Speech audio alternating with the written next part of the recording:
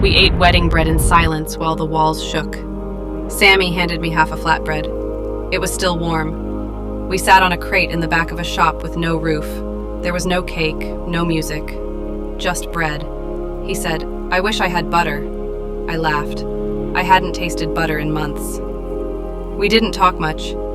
We just listened, to the shells falling, farther and farther away again, to the screams, fading 2 blocks down, to our breathing, not frantic, not calm, just waiting. The crate creaked when we moved. Dust floated in through the open ceiling. Every time a gust of wind came through, a piece of cloth tied above us fluttered like a flag that had surrendered. Sami tore off another piece of bread and dipped it in tea that had gone cold. He handed it to me like it was a gift. Maybe it was. The shop we sat in used to sell wedding dresses. You could still see the ghost of a mannequin behind the counter, its neck broken. The ceiling had collapsed months ago, but the walls stood, chipped, scarred, defiant, like us. He asked me what I would have worn if we had time to plan a real wedding. I shrugged. "Something white," I said, "with long sleeves." He smiled. "You don't need a dress," he said. "You just need to stay alive." That's how Sami loved me.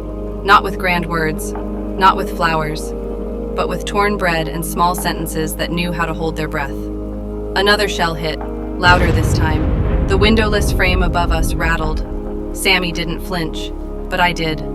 He reached for my hand, not dramatically, just enough for me to know he was still there. I looked at his fingers. The cotton string we'd used in place of a ring was already fraying. I said, "It won't last." He said, "That's not the point."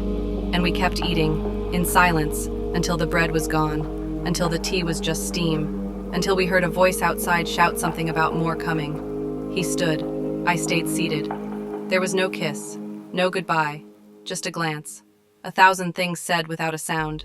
And then he was gone, just like the shop, just like the dresses, just like the days before the war. But I still remember the bread, warm, broken in half, shared in silence, while the walls shook, but somehow we didn't. Subscribe for more updates. Like, comment, share.